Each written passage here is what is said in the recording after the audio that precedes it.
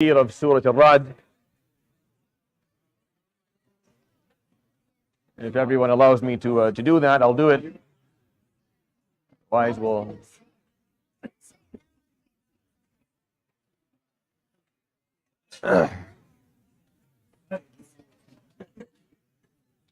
Surat Al-Raad, I've wanted to do tafsir of it for a long time, and I semi-regretted doing it during the weekend of this year on Ramadan, just because a six-pager needs a little bit more than four weekends to comfortably do tafsir of and explain.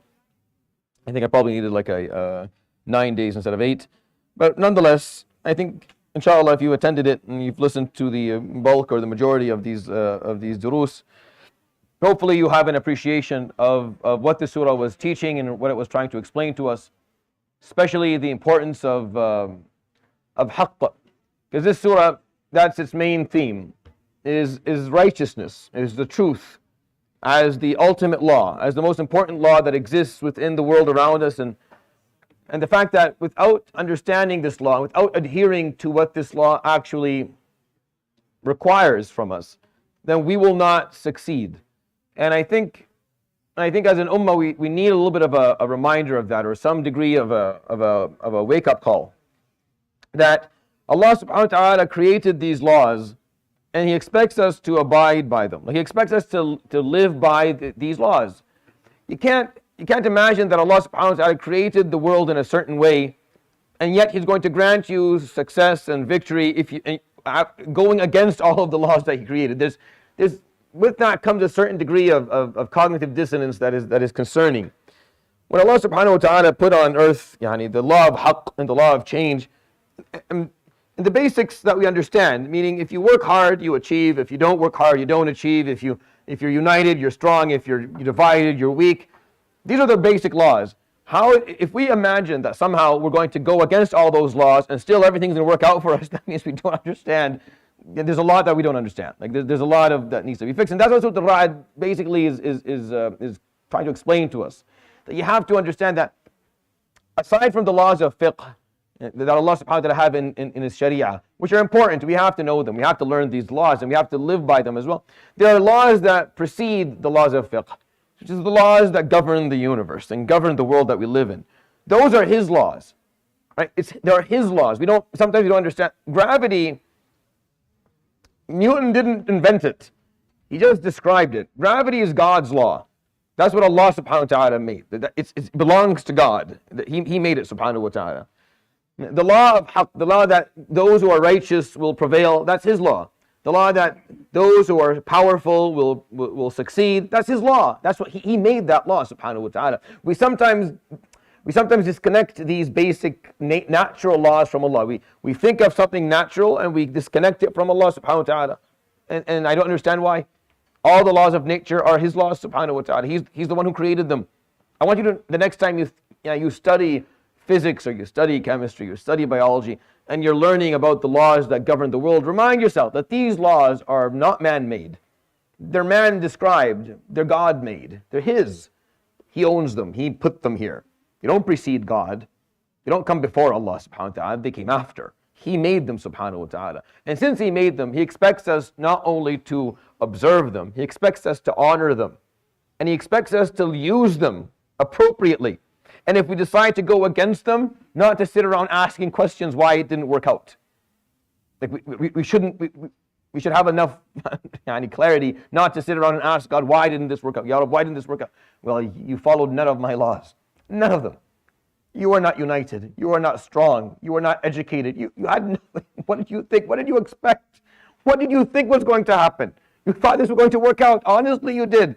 Your problems go way beyond whatever I can explain to you with Surat Al-Raad. If you think an ummah that is divided, that is uneducated, that is far away from Allah subhanahu wa ta'ala, that has no power, that has no resources, that produces nothing, that has no sense of togetherness, that somehow is going to prevail, hakada. And then I say this and someone jumps and says, Allah ala kulli shay'in qadir. Yes, of course, ala kulli shay'in qadir, but He also put these laws in place for us to follow. And if we don't follow, then it's disrespectful. to turn to him and say, well, why? 40 men ran down a mountain. They paid for it for 6 years. 40 men, 40 out of 700. What is that? What's 40 out of 700? I did this math before, by the way, and I can't remember it. It's less. What is it? It's less than 1%. Am I right to say that? No. It's 2 point something percent. It's less than 10. Right? That's it. 40 men. Right? Huh? They divided by 700. Yeah. 0.0. Yeah. Okay. 1.5. Right? 5%. Yeah. No. It's not. It's 1.5. خلاص. I'm a physician. I lost math years ago. I lost my mathematical ability. But we don't have to get into the semantics of this. Yeah. Guess what? Yeah. So you're talking about less than 5% of people. Yeah. Less than ran down the mountain. They paid for it for 6 years. The Prophet ﷺ paid for it physically. The Sahaba paid with it through their lives. You're talking about some of the greatest names that ever lived. You're talking about Hamza ibn Abdul Talib and Mus'ab ibn Umayr and Anas ibn Nadr. These people fell that day. Yazid ibn Sakan and his group. The Prophet ﷺ didn't look the same. He didn't look the same. There was a scar on his face. There was a tooth that was broken. They continued to assassinate Muslims for years to come. All of it because the day of Uhud happened. Because for 6 years they paid for this. One mistake. They lost and they paid for it. We honestly think that we can afford to go against all of His laws, subhanahu wa ta'ala, and still hope for an outcome that is. I don't get it. I really don't. And that's why I chose this surah, because it gives you laws. Here's the law. Change. You want change? You have to change. If you don't, everything stays the same. It's impossible. What you see today when people come to masajid, this is the intention of change. It's not change. It's the intention of change. When people come to masajid and they fill them up and start praying, that is the intention of change. It is not change. Change happens after. Change happens outside. Change is what's going to come next. This is just the intention. This is just that's all it is. And that's important to take into consideration, to understand if we actually hope that within another generation we'll see something different in the world. Then we have to study this surah, we have to study this law, and we have to live by it in order for us to achieve the objective. We'll start inshallah with ayah number 38. We'll inshallah conclude the surah at ayah 43 bidhnillahi ta'ala. So we'll start from ayah number 38 of Surat Al-Raad. A'udhu billahi minash shaytanir rajeem. Bismillahir rahmanir rahim. وَلَقَدْ أَرْسَلْنَا رُسُلًا مِّن قَبْلِكَ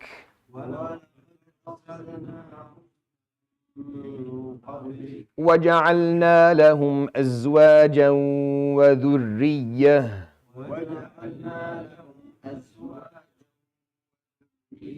وَمَا كَانَ لِرَسُولٍ أَن يَأْتِيَ بِآيَةٍ إِلَّا بِإِذْنِ اللَّهِ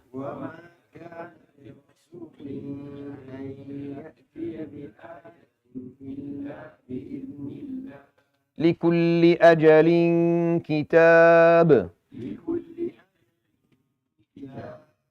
يمحو الله ما يشاء ويثبت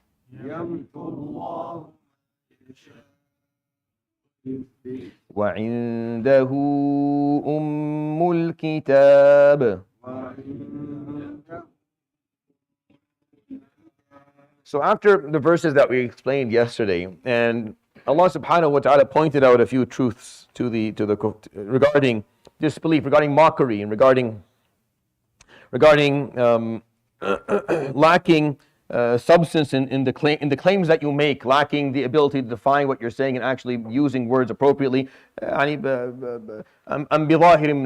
took some time in explaining that and how that's what they're accountable for.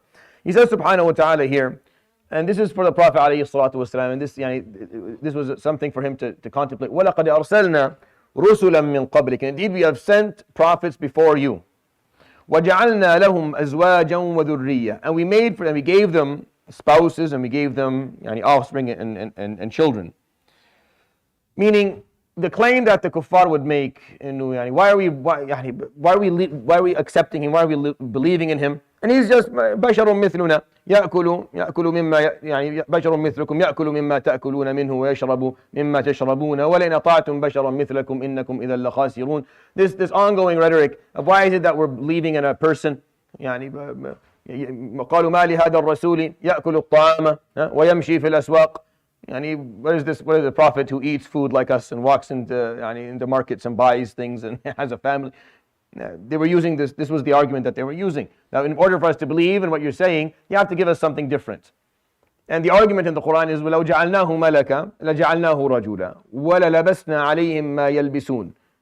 We would never send anything but a human being. If you were to send a malak, he would look like a human being, eat like a human being, walk like a human being, talk like him. You wouldn't know that he was a malak. It has to be a human being. It has to be someone like you. How else are you going to learn? How else are you going to emulate? How else are you going to follow? You can't follow someone who is not similar to you. You can't follow someone whom you have nothing in common with. It makes no sense. Actually, if he sent your argument would be amazingly strong. If Allah subhanahu wa ta'ala sent a malak or sent something else and say, hey, be like this person. Well, I'm not like that. Whatever it is that you send, I'm not like this at all. I can't be like them. Make me like them and I'll be like them. So he sent rusul, human beings like yourself. Rusulan min qablik. This is a fact. The rest of the surah, as I explained, is just truths, just facts, just laws. Here's what happened. Rusulan min qablik have been sent many times. وَجَعَلْنَا لَهُمْ أَزْوَاجًا وَذُرِّيًّا. All of them had spouses and they had children. Many prophets. The beauty of our perspective as Muslims is that not only do we accept all of the prophets that exist in the Old Testament and in the Bible, and the prophets, the 25 that are counted in the Quran, but we accept every other prophet, the ones that we don't even know, which is what this ayah is trying to explain. Many times before. Allah subhanahu wa ta'ala sent prophets, we accept them all. We believe every major faith was basically a prophet that Allah subhanahu wa ta'ala sent with a book. And of course the hand of man manipulated that teaching and ended up something that it's not. And that's what we have right now. You end up with this end product that is completely different. There are remnants of Allah subhanahu wa ta'ala's teaching in it. That's why all of the faiths, there are certain parallels you can draw between faiths. They all talk about some degree of accountability. They have the idea of Jahannam, they have the idea of Nar, they have the idea of creation. They have these parallels. These parallels actually prove that the original story is the same. Sometimes it is used as an opposite argument that people just copycat. No, this is evidence that no matter where you go on earth, you find the same basic story. There are variations, but the same story. And the reason being it's the same story is that the origin is the same. They all came from prophets, and then the hand of man manipulated it. So Allah subhanahu wa ta'ala is telling the prophet, أَرْسَلْنَا مِن قَبْلِكَ رُسُلًا مِن قَبْلِكَ. We have sent many prophets before you. وَجَعَلْنَا لَهُمْ أَزْوَاجًا وَذُرِّيَّةً وَمَا كَانَ لِرَسُولٍ أَن يَأْتِيَ بِآيَةٍ إِلَّا بِإِذْنِ اللَّهِ. And no prophet was able to bring a miracle except through the permission of Allah subhanahu wa ta'ala. Again, telling the Prophet alayhi salatu wasalam, the reason you don't have one is because Allah subhanahu wa ta'ala did not give you the permission to have anything aside from the Quran that was just talked about in the verses before. I mean, the concept of the importance of the significance of the Quran that it was discussed in the page before it, وَلَوْ أَنَّ قُرْآنًا سُيِّرَتْ بِهِ الْجِبَالُ أَوْ قُطِّعَتْ بِهِ الْأَرْضُ أَوْ كُلِّمَ بِهِ الْمَوْتَى. The Prophet alayhi salatu wasalam was being told, look, you don't have something, because I'm sure in his mind, and in the hearts of the Sahaba as well, that maybe having some physical, extraordinary phenomenon help the credibility along a little bit. Maybe something he could do every once in a while, alayhi salatu wasalam. Like a tada, then everyone has to listen. Musa alayhi salam had it, Isa had it, so he's probably wondering, like, why? No, you have the Quran. The whole idea is you don't need. If we gave you something, it would be saying that the Quran is not enough. If we gave you something, it would be an admission from Allah subhanahu wa ta'ala, yeah, the Quran is not enough. Here's an accessory. Here's some help. You don't need it. You have this. You don't need it. You absolutely don't need it.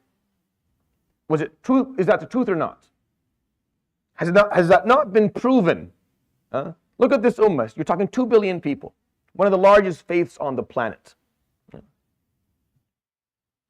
Most argue it's the largest because the numbers regarding Christianity are convoluted, and they're putting together groups of Christians that have nothing in common whatsoever. And it points out the majority of the people that they're counting as Christians are actually non-religious altogether. Like it's not fair, but that's fine. Let's say that it's the second largest faith on the earth. It's talking about 2 billion people. A prophet came with nothing extraordinary. He came with a book, And today he has 2 billion followers on the planet. Yeah? Enough or not enough? You understand what I'm trying to say? This is what I'm trying to explain. All the other prophecies before, they had something. They had some mu'jiza, some miracle, something that broke the laws of physics for a moment. The laws that he's talking about in Surat Al-Raad. All the laws that he explained to us at the beginning of the surah. Some prophet came and broke them. Water is fluid? Nope, not anymore. Right? Broke these laws. Surah Al-Raad came and says, these are the laws, they're not breakable.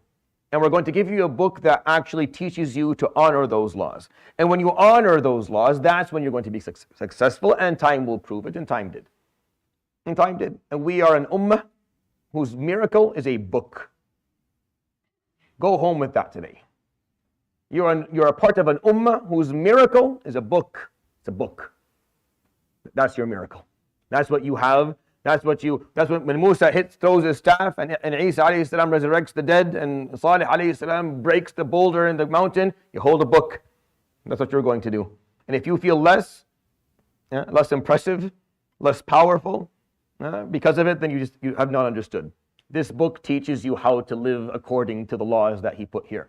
And that's stronger than anything else. It's way more powerful than any other show of a break of those laws for a moment. Breaking those laws for a second just for people to be impressed. No, this is more. وَمَا كَانَ لِرَسُولٍ أَن يَأْتِيَ بِآيَةٍ إِلَّا بِإِذْنِ اللَّهِ لِكُلِّ أَجْلٍ كِتَابٍ. Every matter that is destined has a decreed time. Every issue in this world, every matter in this world, لِكُلِّ أَجْلٍ, everything that goes through the course of time has a decreed moment where it ends or where it begins, or it becomes powerful, or when it ends. لِكُلِّ أَجْلٍ كِتَابٍ. Everything. Everything runs its course in this world. Everything runs its course. And when does the course end? It ends whenever the kitab says so. Whenever the decreed time that was given by Allah subhanahu wa ta'ala is given. لِكُلِّ أَجَلٍ كِتَابٍ. يَمْحُ اللَّهُ مَا يَشَاءُ وَيُثْبِتُ. Allah subhanahu wa ta'ala erases and deletes whatever He wants. وَيُثْبِتُ, and He confirms whatever He wants. وَعِنْدَهُ أُمُّ الْكِتَابِ. And He has the master of records. I talk about this a lot in the Aqeedah courses because I think it's important, and this is a really strong, powerful ayah. I could take a long time talking to you about it and explaining certain aspects of Qada and Qadr through it. I'm going to summarize it quickly for you so you understand what I'm trying to say. Allah subhanahu wa ta'ala has multiple records. There's a record called the Lawh al-Mahfuz. In that record, everything that has ever happened and will ever happen is in it. No one sees or knows anything within that record aside from Allah subhanahu wa ta'ala. There is no living creature that has read that record or seen what it is. It's Lawh al-Mahfuz. It's the concealed Lawh. Lawh is scripture. Kitab, the master of records. This is something that creations have access to and they see. And this is what the malaika write. And Allah subhanahu wa ta'ala says, as far as this record goes, يَمْحُ اللَّهُ مَا يَشَاءُ وَيُثْبِتُ. He will erase certain information and put other information. Meaning this is where your behaviors have effect. This is where your dua, where your choices, where your decisions will change the course of how things work out for you in your life. If you were born in a situation where the higher likelihood of your destination was going to be failure or is going to be disbelief, and you made choices to change that, this is where يَمْحُ اللَّهُ مَا يَشَاءُ وَيُثْبِتُ. If you had made choices that were destining you to Jahannam, and you made a choice in your life that turned you around, made dua, that's where Allah subhanahu wa ta'ala yamhu, the fact that you're going in that direction and put in something different. All of that information, all of those changes that are occurring are documented في اللوح المحفوظ, and they never change. And all of those variations and all those changes that are occurring, Allah yamhu wa yuthbit, and you make choices and then Allah change. All of that is already documented في اللوح المحفوظ, but no one sees it. No one has access to it.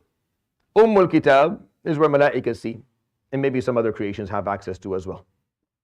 And that's what the malak comes and writes when they say فَيَأْتِي الْمَلَكُ فَيَكْتُبُ رِزْقَهُ وَعُمْرَهُ وَعَمَلَهُ شَقِيٌّ أَوْ سَعِيدٌ. That's Kitab. That's basically the destination based on your circumstances, and then you get to make changes to that. Your choices in life will affect that and will influence it. Allah subhanahu wa ta'ala will erase certain things, and He will confirm other things as you go along. But all that information, the end outcome of it all, with all of the variations and details, is in the Lawh al-Mahfuz, which no one has access to but Allah subhanahu wa ta'ala. So, just as a side thought, as you kind of wrap your head around this, when you say what's already written in Allah subhanahu wa ta'ala Lawh al-Mahfuz, so I ask you this, what is written? What's in there? Like, I don't know. If you don't know, then what does it matter? If you don't know, how does it matter? If you're like, well, it's written, I know, but what is written? Is it written that you're going to do well or not going to do well? I don't know. Then how does that affect you? If you don't know what's written, it's majhul, it's unknown. If you don't know what the number is, if you don't know what the actual writing is, then why are you so preoccupied that it's written? If you don't know what's written, you have no idea what's there. If it was given to you that it's written shaqi, I'm not going to make it, and then you can have an argument with me, and it'll be a much more interesting discussion you and I will have. But you don't know what's written, so what exactly are we discussing? Like, what? I don't understand what when you come and say, well, it's written, and I can't. What is written? That's the first thing that comes out. It's already written, and I can't. Hold on. What is already written? What I'm going to do? Which is what? Which is what? What is it that you're going to do? And then the person just, well, I haven't decided yet. Exactly, you haven't decided yet. Decide what you're going to do, and that will be written. There's no point of having a discussion on things being written when you don't know what is written. I'm just arguing this from a different perspective. Instead of arguing, I usually explain aqeedah differently, but I'm just giving a simple side argument. The human being loves to hold on to futile points in discussion and conversation. I spent the majority of my 20s in debate, by the way. We used to drive for a couple of 100 kilometers just to go debate people. I had a few friends. This is all we did, and we would debate them just as the opposite of whatever they were. We had no interest of being. We just whatever they. What are you? And then we would argue as the opposite. And the point was usually they were Muslims. And the point was to say that al-haqq is not always just in one small little group of maybe a couple of 100 people. The haqq is actually, Islam is a river, it's not really a line. So maybe you have an opinion here, but there's other opinions that can be acceptable as well. And when you have, and sometimes the discussions that come up with the qada and qadr are very, very futile and they're very weak and they lack any substance really. It's already written. You hear this all the time. Yeah, what is? Just ask that question. Ask them, what is written? What I'm going to do, which is what? And then they have to either say whatever Allah wants me to do, which means also you have no control over your actions at all. You feel right now that you want to get up but you can't. You want to be here, but you have no choice because Allah has to keep. Is that what you're saying? Listen to how ridiculous that is. Everyone chooses to do whatever they want to do. So you choose what you're going to do, and whatever you do is what's going to be written, and the outcome of your choice is what's going to be written there. So don't get caught up. The problem would be if Allah subhanahu wa ta'ala wrote it and then He shared it. That would be a problem. If He shared with you, fulanun, and then, okay, what are we going to do? How do you have this discussion? But since you don't know, then really, there's no point of having this discussion altogether. لكنه يمحو الله ما يشاء ويثبت. He erases what He wants. He confirms what He wants. He has the master of records, subhanahu wa ta'ala, and you still have influence on it. And that's one of His laws, subhanahu wa ta'ala. All right. وَإِمَّا نُرِيَنَّكَ بَعْضَ الَّذِي نَعِدُهُمْ أَوْ نَتَوَفَّيَنَّكَ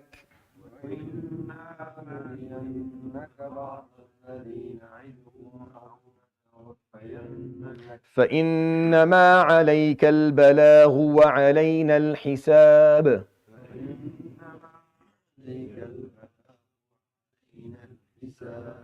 أولم يروا أنا نأتي الأرض ننقصها من أطرافها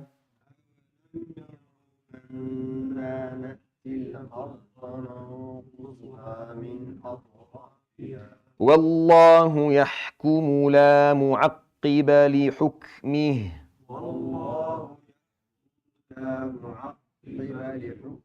وهو سريع الحساب وقد مكر الذين من قبلهم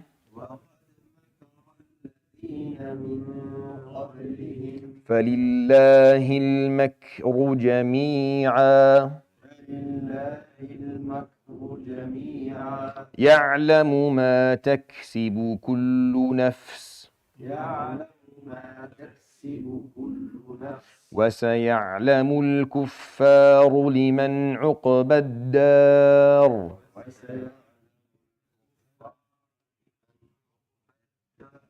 So He says subhanahu wa ta'ala, وَإِمَّا نُرِيَنَّكَ بَعْضَ الَّذِي نَعِدُهُمْ أَوْ نَتَوَفَّيَنَّكَ. And either you will live long enough to see some of what we have promised the disbelievers in terms of punishment, أو نتوفينك, or you die before that.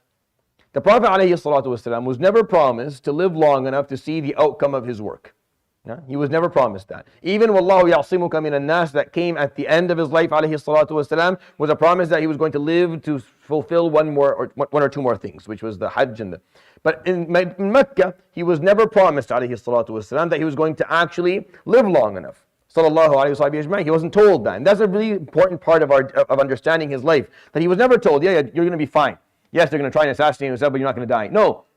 The Quran came and said, وَإِمَّا نُرِيَنَّكَ بَعْضَ الَّذِينَ نَعِدُهُمْ. Either you live long enough and you see some of what we have promised the kuffar in terms of their failure, in terms of their defeat, and the success of this da'wah, and the success of the message of al-haq, أَوْ نَتَوَفَّيَنَّكَ, or you die before that. So what? فَإِنَّمَا عَلَيْكَ الْبَلَاغُ. So remember, exclusively, your job is balagh. This is education. Is to make sure that you explain things to people. You warn them and you give them the info. وَعَلَيْنَا الْحِسَابَ, and we'll take care of judgment. We'll judge people. The Prophet ﷺ, with this verse, he's being told exactly what all of us are being told. And this is like it's the most widespread and the simplest piece of advice for all of us. You don't know. You have no idea what you're destined for. You don't know how long you're going to live and what exactly you're going to end up being able to witness and see in your life. All you know is what it is that you're here to do. Which is what? For the Prophet ﷺ is very clear. Al-balagh, that's what he has to do. He has to balligh. فَإِن لَمْ تَفْعَلْ فَمَا بَلَّغْتَ رِسَالَتَهُ بَلِّغْ مَا أُنزِلَ إِلَيْكَ مِنْ رَبِّكَ. You are obligated to educate and explain, right? You live long enough to see the outcomes. You don't live long enough. It works out, it doesn't work out. That's all in the air. Allahu a'lam. It's really not your part to know this or to dictate it or to, so before I do this, I need to know conditionally, will it work out? Because if it's not going to work out, I don't want to waste my time. No. Same thing goes for you and I. We have a job to do. We have a job to do. It's a mission. We have to fulfill it. We have to live our lives fulfilling that job that Allah subhanahu wa ta'ala gave us. This is what He put us here on earth to do. Whether we see the outcomes or we don't, it works out in our lifetime or it doesn't, whether everything we do ends up failing or it succeeds, has nothing to do with it. We just do it.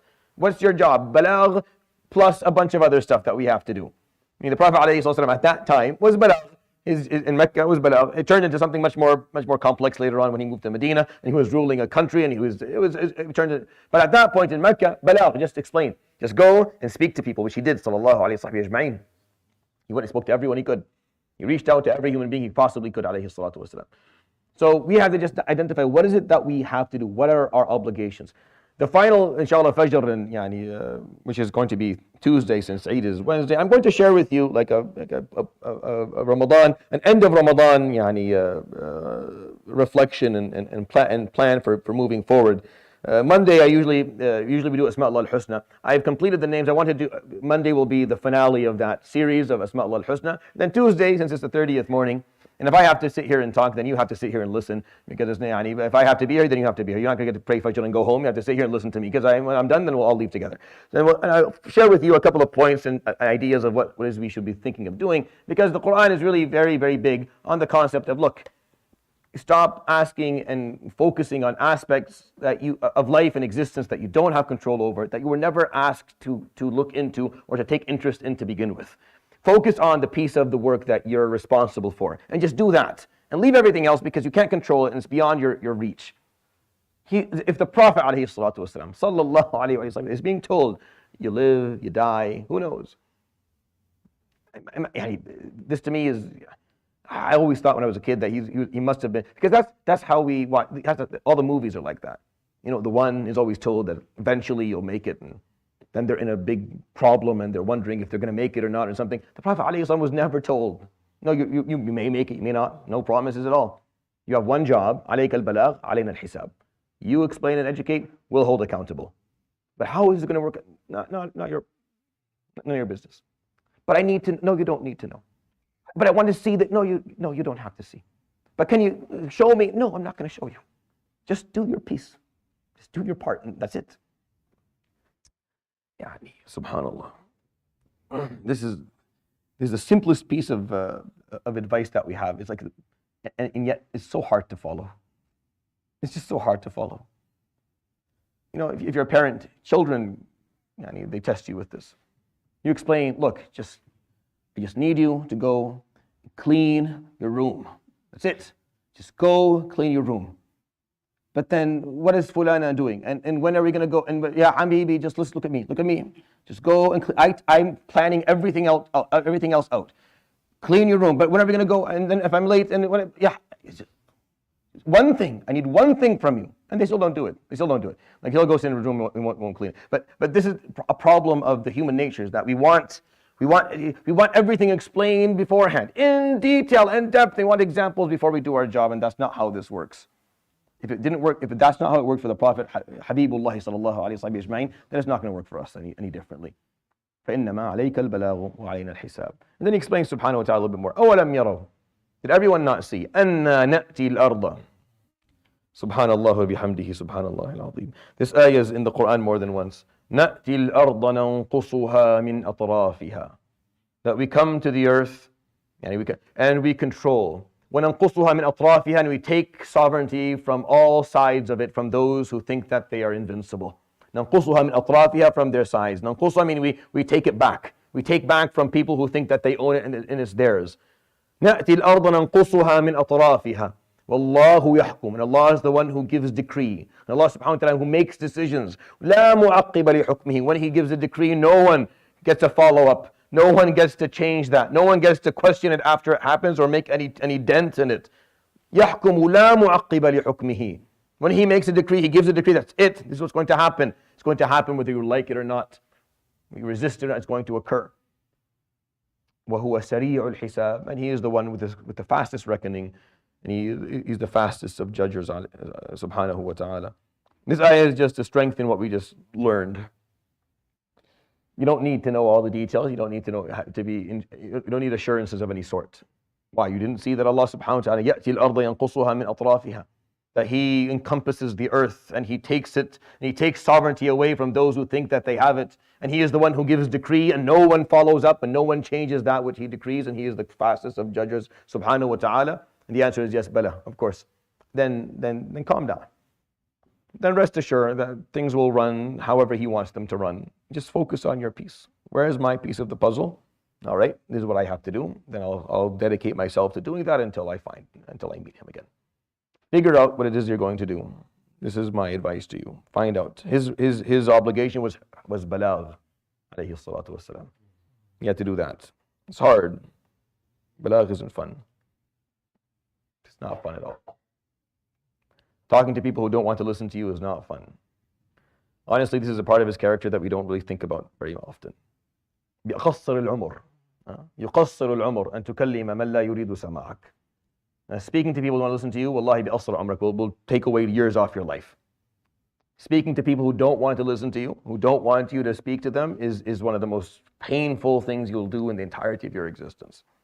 And the Prophet ﷺ had to spend the majority of his life doing that, going and speaking to people who did not want to listen, time and time again. He earned his position, ﷺ, to preach to his followers. He earned it.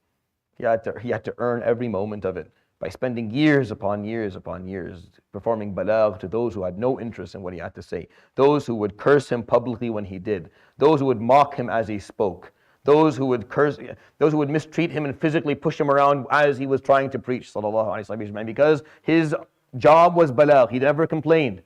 See, we don't take that seriously because there's no complaints. He did it so gracefully, he made it seem as it was effortless. He made it seem as if it is effortless, and it's not. It's very hard.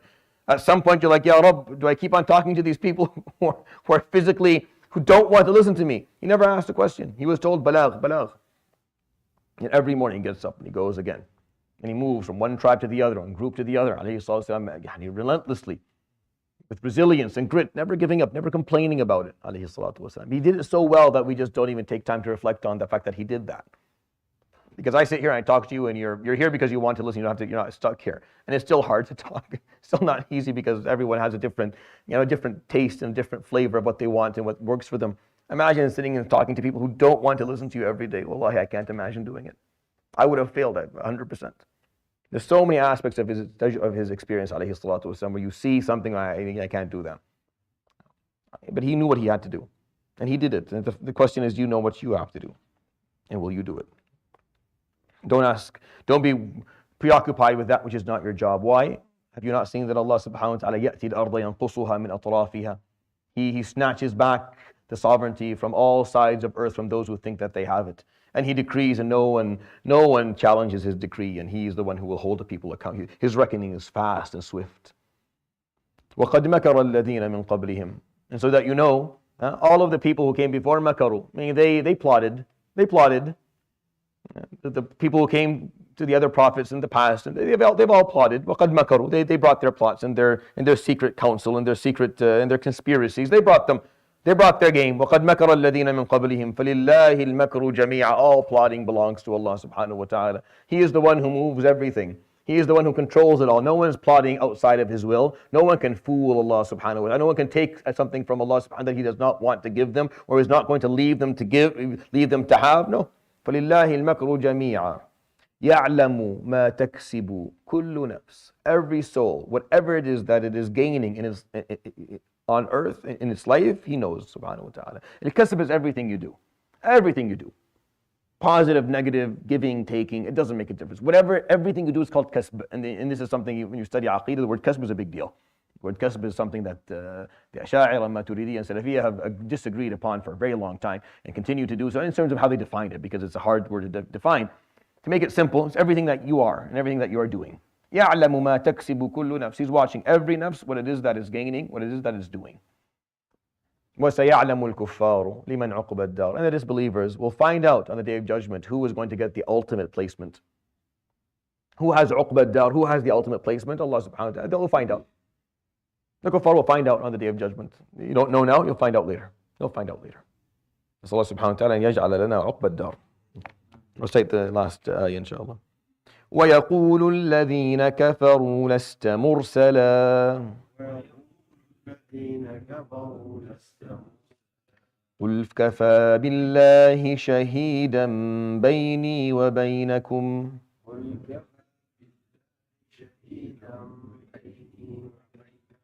وَمَنْ عِنْدَهُ عِلْمُ الْكِتَابِ. And the disbelievers will say, you're not really a prophet or a messenger because you didn't bring us a extraordinary phenomenon or a miracle. That's what they'll say. Say, كَفَى بِاللَّهِ شَهِيدًا بَيْنِي وَبَيْنَكُمْ. I am satisfied with Allah subhanahu wa ta'ala as a witness between me and you. وَمَنْ عِنْدَهُ عِلْمُ الْكِتَابِ. And those who have the knowledge of the previous books, or has the knowledge of Scripture. Those who have knowledge of Scripture know that the Prophet ﷺ brought that which is the truth. Those who understand previous examples of prophecies and messages know that the example of Muhammad ﷺ is undeniably the example of a true prophet and true messenger, a messenger of haqq. They know it. It's just hard to leave something you've been stuck with for a long time and you've defended for a long time. I don't envy someone on the other side of the rails. I don't. I can't imagine. I have empathy for them. I hope you do too. If you're stuck with a lousy theology and a lousy narrative, a lousy deen, it just doesn't work, and you've had it for a long time, and you've had to defend it for a long time, and then you run into something much better, it's very hard to drop that which you have and go to something new and admit that for a long time you were preaching something that was not the truth. It's very hard. So have empathy for someone who's in that position and make dua that Allah subhanahu wa ta'ala guides them. But at that time, that's what they told him, alayhi salatu wasalam, Lasta mursala, you're not a prophet. Fine. Qul, this is what you say, Ya Muhammad. Kul kafa billahi shaheedan. I am satisfied, and it's enough for Allah subhanahu wa ta'ala to be the witness between me and you and those who have knowledge of the book. Yawm al-Qiyamah, He'll bring us, all three of us, and He'll judge. Who is it that was truthful and who adhered to haqq and who didn't? Who accepted haqq and who did not? Who went by that which was the truth to them? Who lived their truth and who did not? And that's what's going to happen Yawm al-Qiyamah. We'll have Allah subhanahu wa ta'ala shaheedan baynana. He will be the witness. He will be the one who holds us accountable for how we decided to live our lives. It's going to be a very difficult argument if you didn't make good choices. You're going to lose this discussion. You're going to lose this debate. You're going to lose it. If you didn't make the right choices in your life, you're going to stand there and you're going to lose. Because Allah subhanahu wa ta'ala, once He shows you the exact, once you see the bigger picture, once you zoom out, it's going to be very obvious what you should have done. How you should have lived your life becomes extremely simple. Extremely simple. But then, But then that's then, later on, when Allah subhanahu wa ta'ala zoomed out for you and showed you the story and you saw exactly where your role was and how simple and how easy and how clear it was. But it'll be too late. And the Prophet ﷺ, his job is not to control the outcome, not to force them. They're saying, less your job is not to bring them something more than, no, you already gave them what they need. Say, كَفَى بِاللَّهِ شَهِيدًا بَيْنِي وَبَيْنَكُمْ. Allah is our witness between you and those who have the knowledge of the book. And Yawm al-Qiyamah, He'll judge between us. Continue to do what you're here to do. That's what this ayah is saying. Just continue, focus. What are you doing? What is your job? You know what your job is? Yeah, continue. كَفَى بِاللَّهِ شَهِيدًا بَيْنِي وَبَيْنَكُمْ. That's it. You don't want to listen? You're calling me a liar? Fine. Allah subhanahu wa ta'ala will judge between us. And then focus on your role. Just focus on what you're here to do. It's very hard. It's easy to get distracted. There's too many things happening in life. You can always, no. Even those who are calling you a liar to your face. Ya Muhammad sallallahu alayhi wa sallam. How hard it must have been to hear the fact that he was being told that he was a liar. Never lied in his life, alayhi salatu wasalam. He's receiving wahi from Jibreel every day. He's sharing it. They're saying these to him. Fine. You would think, وَيَقُولُ الَّذِينَ كَفَرُوا لَسْتَ مُرْسَلًا, that his answer would be, here's something to shove in their face as a way. No, just say كَفَى بِاللَّهِ شَهِيدًا بَيْنِي. Allah subhanahu wa ta'ala is enough. He'll judge between us. Understand? He's not being offered, alayhi salatu wasalam, here's something extra. No, there's nothing extra. There's nothing. This is it. These laws, that's it. That's all you're going to get. Do your job. You live, you die, do your job. People accept you, don't accept you, do your job. They plot, they don't plot, do your job. They believe you, they don't believe you, do your job. Just do what you're here to do. This is enough. It will eventually work out. Focus on what you have. And I can't imagine a better message at the end of Ramadan than that. And that's why I chose Surat Al-Raad. I hope you found, inshallah, the meanings of this surah to be beneficial. I hope you enjoyed the surah, and inshallah, this will inspire you to memorize it and to take these teachings and these learning points as implementable in your own life and something you can share, inshallah ta'ala, with others. Subhanallah bihamdika la ilaha illa anta astaghfiruka wa atubu ilayk. Wa sallallahu wa sallam wa baraka ala nabiyyina Muhammadin wa alihi wa sahbihi ajma'in. Jazakumullah khair. Barakallahu feekum. Inshallah, the khatma is tonight. Try to show up a little bit early if you want to attend it, because it usually gets pretty busy pretty quickly on the 29th night. Jazakumullah khair. Assalamu alaikum.